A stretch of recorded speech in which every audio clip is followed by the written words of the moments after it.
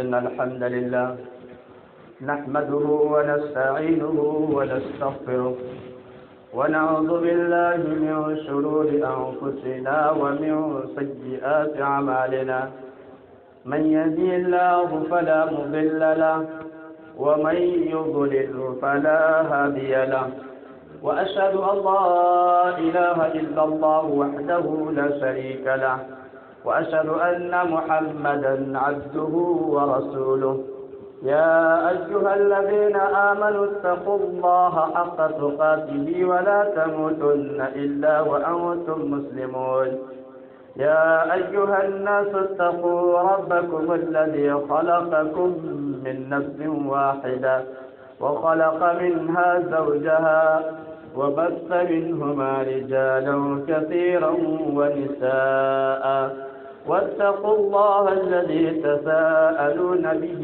والأرحام إن الله كان عليكم رقيبا يا أيها الذين آمنوا اتقوا الله وقولوا قولا سديدا يصلح لكم أعمالكم ويغفر لكم ذنوبكم ومن يطع الله ورسوله فقد فاز فوزا عظيما أما بعد فإن خير الحديث كتاب الله وخير الهدي هدي محمد صلى الله عليه وسلم وشر الأمور محدثاتها وكل محدثة بدعة وكل بدعة ضلالة وكل ضلالة في النار.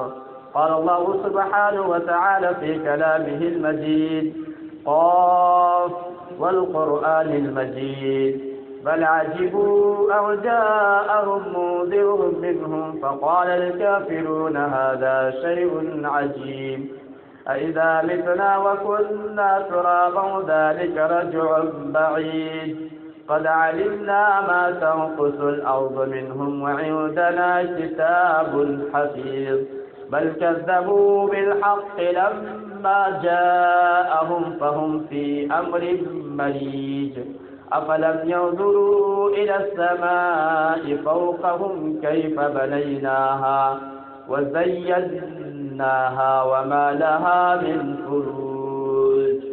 وقال الله تبارك وتعالى في مقام آخر وأن المساجد لله فلا تدعوا مع الله أحدا. حضرات گرامی و حاضرین جمعہ، اللہ سبحانہ و تعالیٰ کا بے پایا فضل و احسان ہے کہ جس کی توفیق سے ہم اور آپ یہاں حاضر اور اکٹھا ہوئے ہیں۔ بعد درود و سلام ہو ان تمام انبیاء علیہ السلام پر، بالخصوص ہمارے آخری نبی جناب محمد عربی صلی اللہ علیہ وسلم پر، جنہوں نے کما حق اسلام کو ہم تک پہنچا دیا۔ سامعین کرام، آج کے اس خطبہ جمعہ کے اندر جس ٹاپک کو عنوان پر کچھ باتیں آپ حضرات کے سامنے رکھنے کی کوشش کی جائے گی وہ ہے مسجد تعمیر کرنے اور اس کو آباد رکھنے کی فضیلت۔ حاضرین، خطبہ مسنونہ کے بعد میں نے سورۃ الجن کی ایک مختصر سی آیت آپ کے روبرو تلاوت کی ہے، جس کے اندر اللہ رب العالمین نے اس بات کی وضاحت کی ہے کہ مسجدیں جتنی بھی ہیں، ساری کی ساری مسجدیں یہ اللہ رب العالمین کے لیے ہیں۔ اس لیے انسانوں پر یہ واجب اور ضروری ہے کہ جب مسجدیں اللہ رب العالمین کے لیے ہے تو پھر کوئی یہ نہ کہے کہ اس مسجد میں نماز پڑھنا کسی طبقے کے لیے جائز نہیں ہے، اس لیے کہ مسجدیں جتنی بھی ہیں وہ ساری کی ساری مسجدیں اللہ رب العالمین کے لیے ہے، اور اللہ نے کہا کہ مسجد میں صرف اللہ رب العالمین کی تنہا عبادت کی جائے گی۔ اللہ نے کہا وَأَنَّ الْمَسَاجِدَ لِلَّهِ فَلَا تَدْعُوا مَعَ اللَّهِ أَحَدًا، یقیناً مسجدیں یہ اللہ رب العالمین کے لیے ہے، فلا تدعوا مع اللہ احدا، لہذا تم اللہ رب العالمین کے علاوہ کسی اور کو نہ پکارو۔ اس آیت پر آپ غور کریں تو آپ کو اندازہ ہوگا کہ مسجدیں یہ اللہ رب العالمین کی ہے، تو جب مسجد یہ اللہ رب العالمین کی ہے تو اگر کوئی انسان اس مسجد کو، اس اللہ کے گھر کو بناتا ہے، اس کی تعمیر کرتا ہے، اس کو بنانے میں تعاون کرتا ہے، تو اس کا مقام و مرتبہ کتنا بلند ہوگا کہ کوئی انسان اس زمین کے اندر اللہ کے گھر کی تعمیر کرے تو اللہ رب العالمین اس کے مقام و مرتبہ کو بھی بلند کر دیتا ہے۔ اسی لیے سنن ابن ماجہ کی ایک صحیح روایت میں ہے کہ اللہ کے نبی صلی اللہ علیہ وسلم نے ارشاد فرمایا، من بنا مسجدا للہ، کہ جس شخص نے اس زمین میں اللہ رب العالمین کا گھر بنایا، کمصحف قطاف او اصغر، چاہے وہ پرندے کے گھونسلے کے برابر ہو یا اس سے چھوٹی ہو، بنى اللہ له بیتا فی الجنہ، اللہ رب العالمین اس کے لیے جنت میں گھر بنائے گا۔ معلوم یہ ہوا کہ مسجدوں کی تعمیر کرنا یا حسب استطاعت مسجد میں تعاون کرنا اور مسجد بنانے میں ساتھ دینا، گویا کہ وہ اپنے لیے جنت میں گھر بنا رہا ہے۔ اسی لیے آپ میرے ساتھ آگے آئیں، اللہ کے نبی صلی اللہ علیہ وسلم نے فرمایا کہ اے لوگوں، اگر آپ کی خواہش یہ ہے کہ میرے لیے ایصال ثواب کا ذریعہ بنے اور میرے مرنے کے بعد میرے نامہ اعمال کے رجسٹر بند نہ ہو، بلکہ میرے نامہ اعمال میں ثواب لکھا جاتا رہے، تو ایسے شخص کو یہ کام کرنا چاہیے کہ اپنی زندگی میں اللہ رب العالمین کے گھر تعمیر کرے، یا کم از کم اس کا سپورٹ کرے، تعاون کرے، یا اس میں آپ ساتھ دیں، تو اللہ رب العالمین کی طرف سے آپ کے نامہ اعمال کے رجسٹر ثواب لکھے جانے سے بند نہیں ہوں گے۔ سلسلۃ الصحیحہ کی ایک روایت میں ہے، اللہ کے نبی صلی اللہ علیہ وسلم نے فرمایا، ان اللہ انما مما یلحق المؤمن، کیا فرمایا؟ اللہ کے نبی صلی اللہ علیہ وسلم نے کہا کہ جو مومن یہ چاہتا ہے کہ اس کے نامہ اعمال اور اس کی اچھائیاں موت کے بعد بھی درج ہوتے رہے، لکھے جاتے رہیں، تو اس کو یہ کام کرنا چاہیے۔ کیا ہے؟ علما علمہ و نشرہ۔ پہلی چیز یہ ہے کہ انسان دینی تعلیم حاصل کرے، شریعت کے علوم حاصل کرے، اسلام کے بارے میں وہ علم حاصل کرے، علمہ و نشرہ، اور پھر وہ اس علم کو لوگوں کو سکھلائے اور اس علم کی نشر و اشاعت کرے، چاہے وہ کتاب کی شکل میں ہو یا دعوت و تبلیغ کی شکل میں ہو، کسی بھی شکل میں ہو۔ اگر انسان نے علم حاصل کیا اور اسلام کو وہ پھیلا رہا ہے، جو کچھ دین میں سے سیکھا ہے وہ لوگوں تک پھیلا رہا ہے، لوگوں تک سکھلا رہا ہے، تو یہ ایسا عمل ہے کہ انسان کے مر جانے کے بعد بھی انسان کے نامہ اعمال میں ثواب لکھے جاتے ہیں۔ وَوَلَدٍ صَالِحًا تَرَكَهُ، یا کوئی انسان نیک اولاد چھوڑ کر کے گئے ہوئے۔ نیک اولاد کیسے بنے؟ آپ اسے دینی تعلیم سے روشناس کرائیں گے، آپ اسے شریعت کی جب تعلیم دیں گے اور گھر میں اس کو اچھی طریقے سے آپ تربیت کریں گے، تبھی آپ کا بچہ نیک اور صالح بنے گا۔ تو کہا کیا ولدن صالحا ترکہ، یا انسان اپنے پیچھے کوئی نیک بچہ چھوڑ کر کے گیا، کوئی نیک اولاد چھوڑ کے گیا، تو یہ بھی ایک ایسا عمل ہے کہ انسان کے مر جانے کے بعد بھی اس کے نامہ اعمال میں ثواب لکھے جاتے ہیں۔ وہ مصحفا ورثہ، یا کوئی قرآن کا مصحف ورثے میں چھوڑ کر کے گئے ہوں، قرآن کا کوئی مصحف ورثے میں چھوڑ کر کے گئے ہوں اور اس کے ورثہ اس قرآن سے مستفید ہو رہے ہوں، اس قرآن سے فائدے اٹھا رہے ہوں، تو یہ بھی ایک ایسا عمل ہے کہ اس انسان کے مر جانے کے بعد بھی اس کے نامۂ اعمال میں ثواب لکھے جاتے ہیں۔ اور مسجد بناؤ، یا اس نے کوئی مسجد تعمیر کر دی، کوئی مسجد بنا دی، تو یہ بھی ایک ایسا عمل ہے کہ انسان کے مرنے کے بعد بھی اس کے نامۂ اعمال میں اللہ رب الجلال ثواب لکھواتے رہتے ہیں۔ او بیتا لابن السبیل، یا مسافر کے لیے کوئی گھر بنا دے، مسافر کے لیے رہنے کے لیے کوئی گھر تعمیر کر دے، کوئی گھر بنا دے، تو یہ بھی صدقہ جاریہ میں ہے۔ او نہرن اجراہ، یا کوئی نہر جاری کر دے، کوئی پانی پینے کا بندوبست کر دے، چاہے وہ تالاب کی شکل میں ہو، چاہے وہ نل کی شکل میں ہو، چاہے وہ کسی بھی شکل میں ہو، اگر اس نے پانی پینے کے لیے کوئی نہر یا کوئی بھی چیز بندوبست کر دیا تو یہ انسان کے نامۂ اعمال میں موت کے بعد میں ثواب لکھے جاتے ہیں۔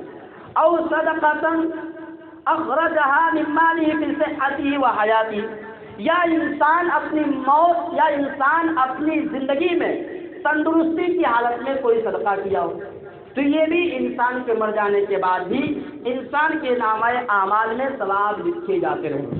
تو معلوم یہ ہوا کہ مسجد کو بنانا یا مسجد تعمیر کرنا یہ ایک ایسا عمل ہے کہ انسان کے مر جانے کے بعد بھی انسان کے نامۂ اعمال میں ثواب لکھا جانا بند نہیں ہوتا ہے، بلکہ اس کے ثواب جاری و ساری رہتا ہے۔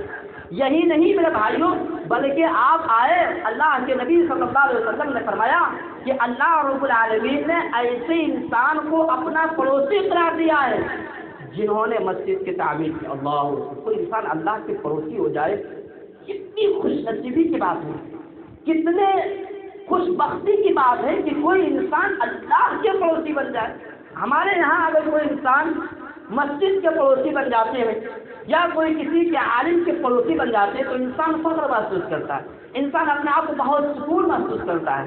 تو جس کا پڑوسی اللہ بن جائے، بتاؤ اس کی خوش نصیبی کی کیا بات ہے، اور اس خوش بختی کا اندازہ آپ لگا ہی نہیں سکتے ہیں۔ صفت الصحیحہ کے اندر ہے، اللہ کے نبی صلی اللہ علیہ وسلم نے فرمایا ان اللہ لا ینادی یوم القیامہ، قیامت کے دن اللہ رب العالمین آواز دیں گے، اللہ رب العالمین کی طرف سے قیامت کے دن ایک آواز آئے گی، ایک پکار آئے گی، این جیرانی، این جیرانی، میرے پڑوسی کہاں ہیں، میرے پڑوسی کہاں ہیں؟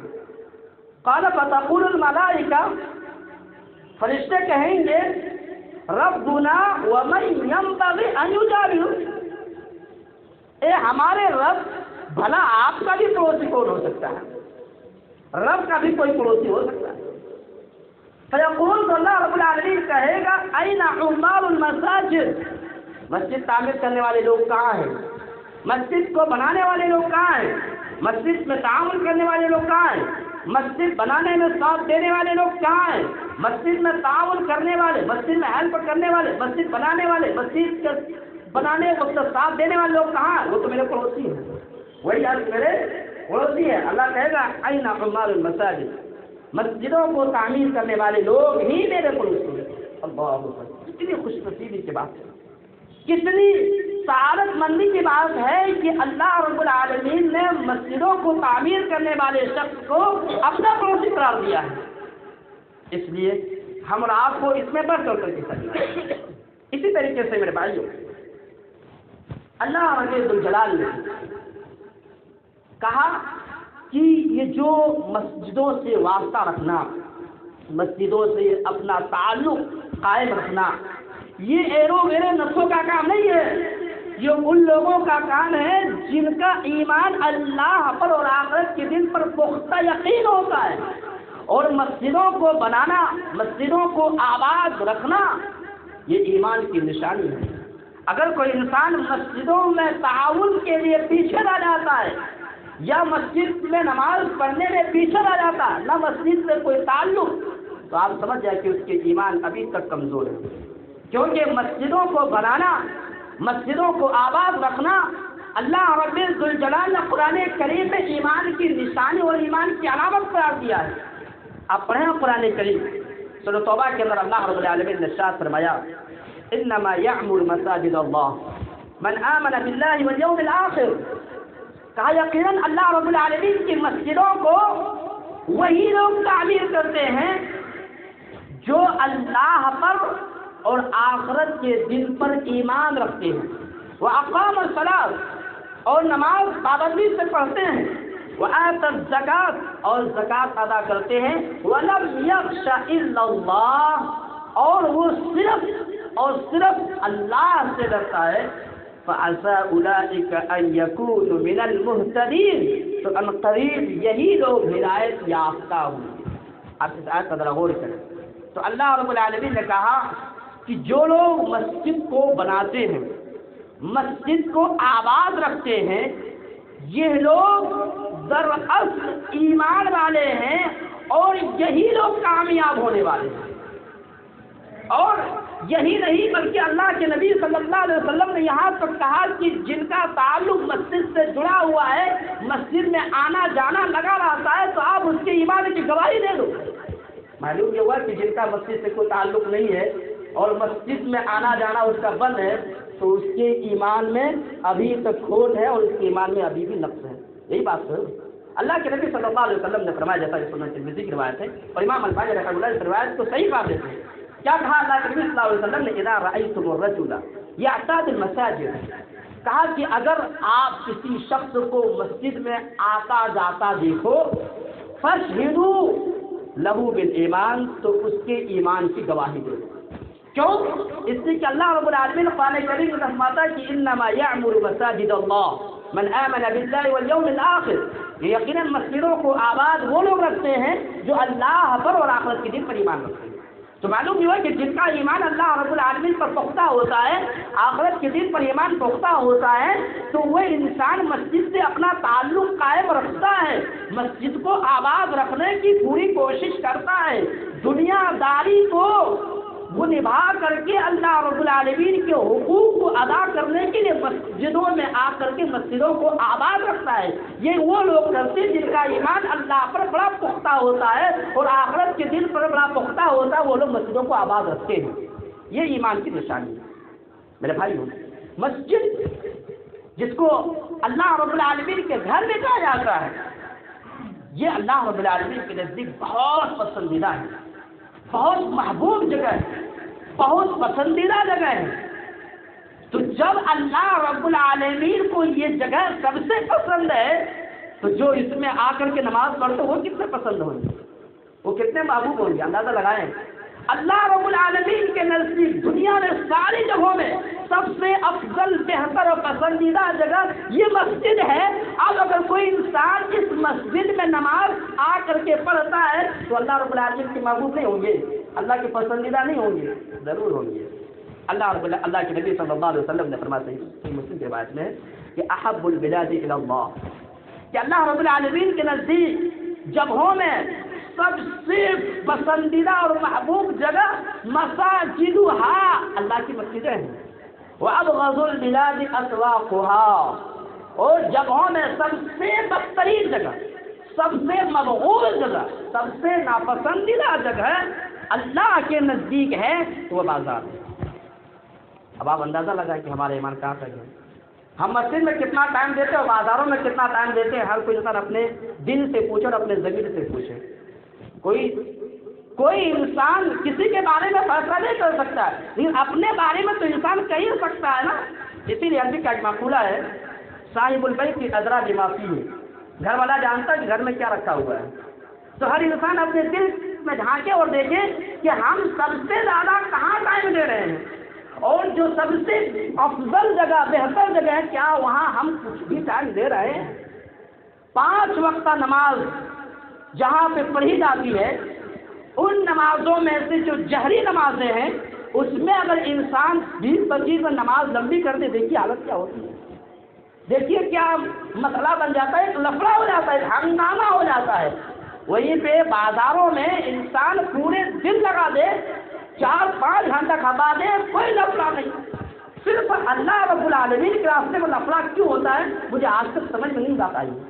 صرف اللہ رب العالمین کے لیے، اللہ رب العالمین کے راستے میں اگر پیسے کی بات کہہ دیں، دیکھیے لفڑا ہو جاتا ہے، مسجد میں نماز لمبی ہو جائے لفڑا ہو جاتا ہے، خطبہ لمبا ہو جائے لفڑا ہو جاتا ہے، مساجد مدرسوں میں اللہ رب العالمین کے وہاں علم حاصل کرنے والے بندے وہاں اگر کچھ ہو جائے لفڑا ہو جاتا ہے، اور پتہ نہیں ہو جائے وہ لفڑا کیوں نہیں ہوتا ہے۔ یہ انسان کو سوچنے والی بات ہے کہ صرف اللہ رب العالمین راستے لفڑا کیوں ہو رہے ہیں، ہمارا ایمان کہاں ہے؟ تو اللہ رب العالمین کے نزدیک جگہوں میں سب سے بہترین جگہ اور پسندیدہ جگہ جو ہے وہ مسجد ہے، اس لیے آج سے یہ ارادہ کرے اور آج سے یہ پختہ ارادہ کرے کہ ہم سب سے زیادہ اگر ٹائم لیں گے تو اللہ کے گھر میں ٹائم دیں گے۔ پختہ کرنے سے انسان کے ارادے پختہ ہونے سے اللہ رب العالمین اس کے لیے مسائل کو بھی آسان فرما دیتا ہے اور آنے کے لیے اللہ رب العالمین اس کے دل میں توفیق ڈال دیتا ہے۔ پختہ ارادہ ہونا چاہیے، ارادہ پختہ ہونا چاہیے اور نیت مضبوط ہونی چاہیے، صاف ہونی چاہیے۔ میرے بھائی، اگر کوئی انسان مسجد میں آتا ہے، نماز قائم کرتا ہے، نماز پڑھتا ہے، اللہ کو کوئی فائدہ ہونے والا نہیں ہے۔ یہ مت سمجھیں کہ ہم نماز پڑھ رہے ہیں تو اللہ کو کوئی فائدہ ہونے والا ہے، ہم کسی پر احسان جتا رہے ہیں، مساجد کے ذمہ داروں پر احسان جتا رہے ہیں، مساجد کا ائمہ پر احسان نہیں۔ بھائی آپ اپنے آپ پر احسان کر رہے ہیں، آپ کو خود یہ نیکیاں کام آئیں گی، کسی کو کچھ کام آنے والے نہیں ہیں۔ جب انسان یہ ٹھان لے کہ یہ نماز ہمارے کام ہی آنے والے ہیں تو انسان ضرور مسجد پر آ رکھے، ضرور مسجد میں آ کے نماز پڑھیں گی۔ اللہ نبی صلی اللہ علیہ وسلم نے فرمایا کہ یہ جو نماز انسان مسجد میں آ کر کے پڑھتا ہے یہ قیامت کے دن ان کے لیے روشنی بن کر کے آئیں گے، ان کے لیے کیا ہوں گے؟ نور ہوں گے، روشنی ہوں گی۔ اللہ کے نبی صلی اللہ علیہ وسلم جیسا کہ سنن ابی داؤد کی روایت میں ہے اور صحیح روایت ہے، امام البانی رحمۃ اللہ اس روایت کو صحیح کر دیتے ہیں۔ بریرہ رضی اللہ تعالیٰ عنہ بیان کرتے ہیں کہ اللہ کے نبی صلی اللہ علیہ وسلم نے فرمایا بشر المشائین فی الظلم الی المساجد، کہا مسجدوں کی طرف تاریکی میں چلنے والے کو بشارت دے دو بالنور التام یوم القیامہ، قیامت کے دن ان کے لیے مکمل روشنی ہوگی۔ جو مسجدوں میں رات کے وقت اندھیروں میں چل کر کے نماز پڑھنے کے لیے آتے ہیں، ایسے شخص کے لیے پیارے نبی صلی اللہ علیہ وسلم نے یہ بشارت دی ہے کہ قیامت کے دن ان کے لیے مکمل نور ہوں گے، روشنی ہوں گے۔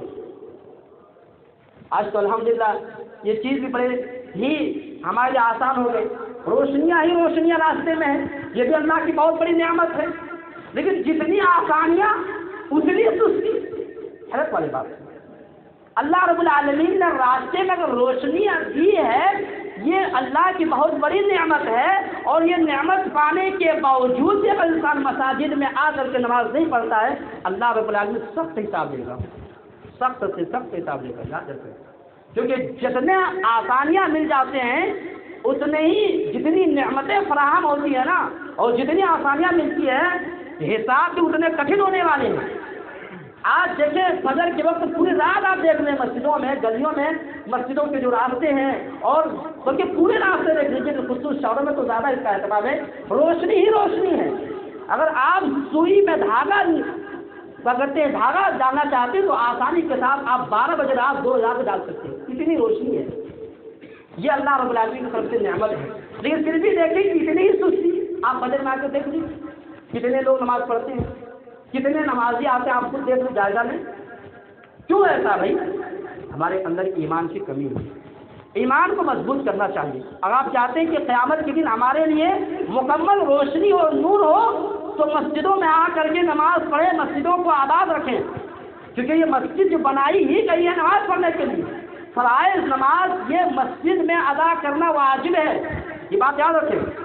گھروں میں اگر کوئی انسان یہ روٹین بنا لیا کہ ہم گھر ہی میں نماز پڑھیں گے، یقین مانیں کہ اگر کسی انسان کا روٹین بن گیا تو نماز نہیں مان جائے گی۔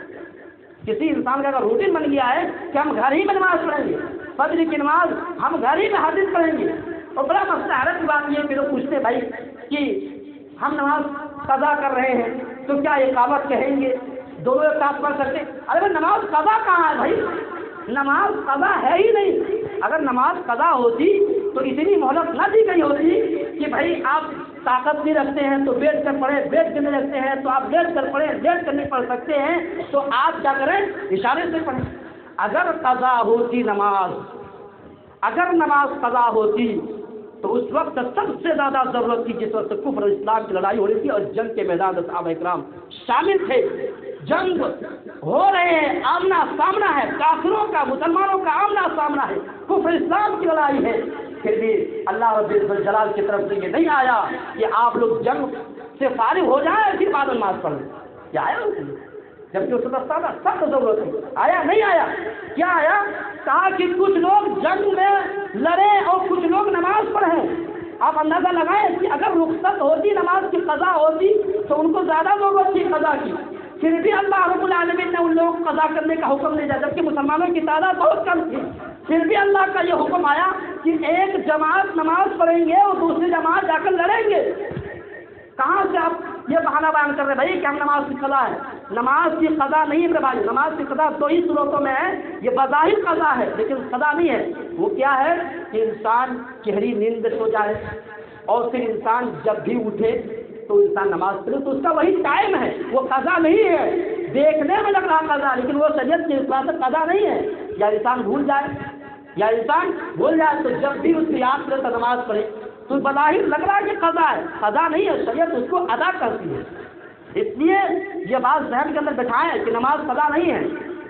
اور نماز پڑھنے کی میں سمجھتا ہوں اگر انسان ارادہ کر لے ہر جگہ پڑھ سکتا ہے. بھائی آپ فرض پڑھیں، کون کرا کہ آپ زیادہ 4 رکعت کے ساتھ ساتھ نفل سنت سب پڑھیں؟ جتنے ہیں آپ کہیں مسائل میں پھنس گئے تو جتنی رکعتیں فرض ہے وہ پڑھیں. اگر قضا ہوتی تو سفر میں قصر نہیں رکھے جاتے. بھائی سفر میں قصر اللہ رب العالمین نے کیوں رکھا ہے؟ کیونکہ قضا نہیں ہے اسی لیے رکھا ہے نا. اگر قضا ہوتے تو کیا بولتے اللہ رب العالمین جب سفر سے مکمل فارغ ہو جائے پھر گھر جب پہنچے تو نماز پڑھ لینا. تو یہ دلیلیں کیا ہے بھائی؟ یہ دلیلیں اس بات پر وضاحت ہے یا اس بات پر واضح دلیل ہے کہ نماز قضا نہیں ہے، نماز سب کی سب ادا ہے. یہ بات ذہن کے اندر بٹھائیں. اس لیے نماز قضا کرنے کی کوشش نہ کریں بلکہ نماز کو اس کے ٹائم پر پڑھنے کی پوری کوشش کریں. اسی طریقے سے میرے بھائی اگر کوئی انسان نماز کی پابندی کرتا ہے اور مسجد میں آ کر کے بالخصوص پڑھتا ہے جماعت کے ساتھ پہلی اقامت کے ساتھ تو یہ ایسا انسان کو اللہ رب العالمین جنت میں اس کی مہمان نوازی کریں گے. مہمان ہوگا یہ اور میزبان کون ہوگا؟ رب ہوگا. اب بتاؤ کہ رب اس کی مہمان نوازی کس طرح کر سکتے ہیں؟ یہاں پہ حالت کیا دنیا میں ہوتی ہے کہ کوئی انسان امیر ہوتا ہے تو دیکھیے دعوتوں میں دیکھ لیجیے کس طرح کتنے ایٹم بنتے ہیں، ہزاروں ایٹم بنتے ہیں. کھا کے ایک ایٹم کھا کے تبھی پیٹ فل ہو جاتا ہے. اتنے ایٹم بنتے ہیں اگر انسان کے پاس استطاعت ہے تو اللہ رب العالمین کس طرح مہمان نوازی کریں گے آپ اندازہ لگا لیجیے. جس کے پاس سارے خزانوں کی چابیاں ہیں تو اگر ہم اور آپ 5 وقت نماز پابندی کے ساتھ مسجدوں میں جماعت کے ساتھ پڑھتے ہیں تو ہم اللہ رب العالمین کے مہمان ہوں گے اور اللہ ہمارا میزبان ہوگا. اللہ کے نبی صلی اللہ علیہ وسلم نے فرمایا صحیح بخاری کی روایت میں ابو ہریرہ رضی اللہ تعالیٰ عنہ راوی حدیث ہے، کہتے ہیں کہ اللہ کے نبی صلی اللہ علیہ وسلم نے فرمایا من غدا الی المسجد او راحا، کہ جو شخص صبح کے وقت یا شام کے وقت مسجد میں جا کر کے نماز ادا کرتا ہے اعد اللہ لہ فی الجنہ، تو اللہ رب العالمین جنت میں اس کو اپنا مہمان بنائیں گے. کلما غدا او راحا، جب بھی وہ صبح شام مسجد میں نماز ادا کرنے کے جاتا ہے. اتنی بڑی فضیلت ہے میرے بھائی کہ اللہ رب العالمین آپ کی مہمان نوازی کرے. کس لیول سے مہمان نوازی کرے ہماری عقل سوچ نہیں سکتی ہے. ہماری عقل کے اندر اتنی کیپیسٹی نہیں ہے کہ اللہ رب العالمین کی مہمان نوازی کے بارے میں سوچ سکے. اس لیے یہ بات یاد رکھیں کہ ہم اور آپ مہمان بننا چاہتے ہیں اللہ کے تو مسجدوں میں آ کر کے نماز پڑھیں، مسجدوں کو آباد رکھیں. مسجد بنانا بہت بڑی بات نہیں، کمال والی بات نہیں ہے. کمال یہ ہے کہ مسجدوں کو آباد رکھا جائے. اسی طریقے سے میرے بھائیو اگر کوئی انسان گھروں میں آ کر کے گھروں میں سستی نہیں کرتا ہے بلکہ مسجد میں آ کر کے نماز پڑھتا ہے تو ایسا شخص اللہ رب العالمین کی ضمانت میں ہوتا ہے، اللہ رب العالمین کی حفاظت میں ہوتا ہے. کوئی شخص چاہتا ہے کہ اللہ ہماری حفاظت کرے، اللہ رب العالمین ہماری حفاظت کی گارنٹی دے تو ایسے شخص کو مسجد میں آ کر کے نماز پڑھنا چاہیے. ایسے شخص کو مسجد میں آ کر کے باجماعت نماز پڑھیں. اللہ کے نبی صلی اللہ علیہ وسلم نے فرمایا جیسا کہ صحیح الترغیب والترہیب امام منذر کی، امام البانی والی نہیں، یہ کتاب 2 ہے، ایک امام منذر کی بھی ہے اور ایک امام البانی کی ہے. امام منذر رحمہ اللہ اپنی کتاب صحیح الترغیب والترہیب کا ذکر کرتے ہیں. اللہ کے نبی صلی اللہ علیہ وسلم نے فرمایا ثلاثۃ کلھم ضامن علی اللہ، 3 شخص ایسے ہیں جو اللہ رب العالمین کی ضمانت میں ہوتے ہیں، اللہ رب العالمین کی حفاظت میں ہوتے ہیں. ان عاشا رزقا وکفا، اگر وہ انسان زندہ رہتا ہے تو اللہ رب العالمین اسے رزق دیتا ہے اور اللہ رب العالمین اس کے لیے کافی ہو جاتا ہے. وَإِن مَاتَ، اور اگر وہ مر جاتا ہے أَدْخَلَهُ اللَّهُ الْجَنَّةَ، اللہ رب العالمین اسے جنت میں داخلہ فرما دے گا. پہلے شخص کون ہے؟ من دخل بیتہ فسلم، جو شخص گھر کے اندر داخل ہوتا ہے سلام کرتا ہے. ہمارے سلام کا رواج بڑا ختم ہوتا جا رہا ہے. گھر جائیں تو سلام کریں. کہا کہ من دخل بیتہ فسلم، جو شخص گھر کے اندر داخل ہوتا ہے وہ سلام کرتا ہے، فهو ضامن علی اللہ، وہ اللہ رب العالمین کی ضمانت میں ہوتا ہے، وہ اللہ رب العالمین کی نگرانی میں ہوتا ہے.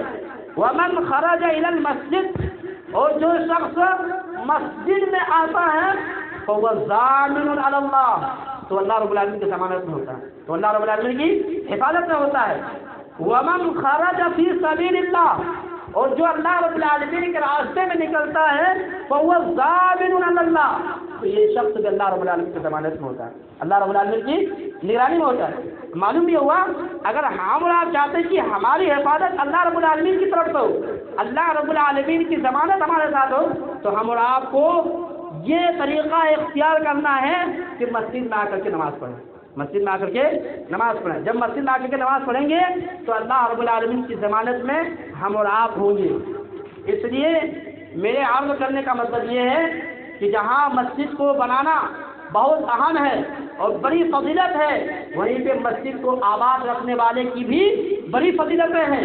ان کے لیے بڑے بڑے انعامات اللہ رب العالمین نے تیار کر رکھے. اس لیے اگر ہم اور آپ اللہ رب العالمین کے ان انعامات کو حاصل کرنا چاہتے ہیں، ان انعامات کو پانا چاہتے ہیں، تو ہم اور آپ کیا کریں؟ نماز کی پابندی کریں، مسجدوں کو آباد رکھیں. ہم اور آپ مسجد کو آباد نہیں رکھتے ہیں جس کی وجہ سے حکومت کی طرف سے پابندیاں آتی ہیں. میرے بھائی، مسجدوں کو آباد نہ رکھنے کے نتیجے میں یہ مسجدیں ہم سے چھینی جا رہی ہے. آج دیکھو بابری مسجد، کچھ دن پہلے بابری مسجد کا مسئلہ ہوا، ابھی بڑے اسٹیٹس لگائے جا رہے تھے. ارے بھائی، جو گیا سو گیا، اب مسجد ہمارے ہاتھ سے نہ جائیں اس کی فکر کریں آپ. ابھی بھی اگر ہم مسجدوں کو ویران چھوڑیں گے تو ایک بابری مسجد میں ہزاروں بابری مسجد جائے گی. یہ بات ذہن سے لوگ بھول جاتے ہیں اور صرف اسٹیٹس لگاتے ہیں. اسٹیٹس لگانے سے کام چلنے والے نہیں ہے. اگر ایک بابری مسجد گئی صرف مسجد کو ویران رکھنے کی وجہ سے، مسجدوں کو آباد نہیں رکھا جس کی وجہ سے حکومت نے اس مسجد کو چھین لیا. اسی طرح اگر ہم بھی اب مسجد کو ویران رکھیں گے اور آباد نہیں رکھیں گے تو وہ ایک بابری مسجد نہیں ہزاروں بابری مسجد جائے گی ہمارے ہاتھ سے. اس کے بعد افسوس کرتے رہ جائیں گے، کچھ نہیں ہوگا. اس لیے چاہتے یہ ہیں کہ مسجد ہمارے قبضے میں رہے اور ہمارے ہاتھوں میں رہے، مسجد کو آباد رکھے. اور بالخصوص میں کہتا ہوں فجر کی نماز میں مسجد کو آباد رکھے. فجر کی نماز پڑھنے آئیں، بڑے فوائد ہوتے ہیں. تو میرے عرض کرنے کا مطلب میرا بھاری نہیں ہے کہ مسجد جہاں بنانے کی بڑی فضیلت ہے وہیں پہ مسجد کو آباد رکھنے کی بھی بڑی فضیلت ہے آئی ہوئی ہے قرآن و احادیث کے اندر.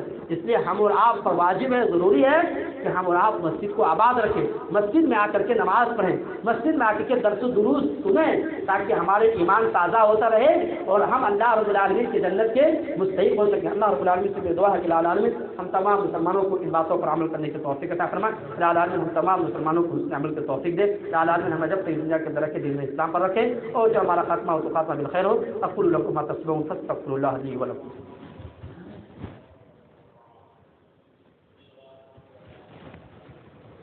ان الحمد لله نحمده ونستعينه ونستغفره ونعوذ بالله من شرور انفسنا ومن سيئات اعمالنا. من يهده الله فلا مضل له ومن يضلل فلا هادي له. واشهد ان لا اله الا الله وحده لا شريك له واشهد ان محمدا عبده ورسوله.